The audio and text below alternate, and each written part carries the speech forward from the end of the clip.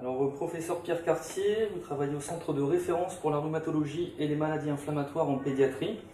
Vous nous avez fait un point sur les nouveaux traitements aujourd'hui dans l'arthrite juvénile. Quels sont les traitements justement dont vous disposez face aux différentes formes de rhumatisme infantile?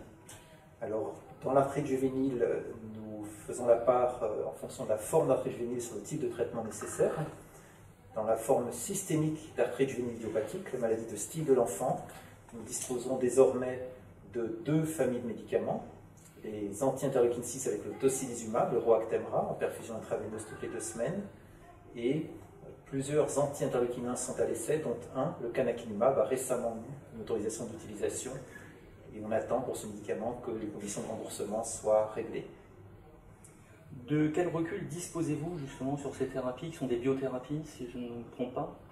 Alors on dispose dans la forme systémique d'arthrite juvénile d'un recul pour le tocilizumab de l'ordre de 10 ans, mais les grandes études se sont conclues en fait très récemment, ont été publiées seulement fin d'année dernière.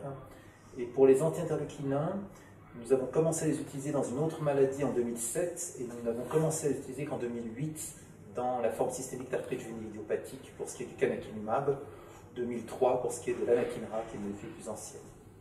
Dans les formes non systémiques d'arthrite juvénile idiopathique, nous disposons de biothérapies plus anciennes, Ambrel, Mira, Orencia, et l'intérêt c'est d'avoir pu ces dernières années étendre l'indication de ces biothérapies à des enfants plus jeunes ou à d'autres formes d'arthrite juvénile comme les spondylarthrites ou les arthrites juvéniles associées au psoriasis avec les premiers résultats d'études dans ces situations.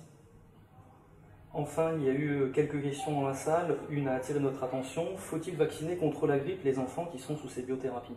Oui, pour nous, tout enfant sous méthotrexate, sous biothérapie ou sous tout autre traitement qui peut diminuer les défenses immunitaires, donc les défenses contre les infections, doit être de façon systématique vacciné contre la grippe au début de la période de grippe, donc vers le mois d'octobre ou novembre.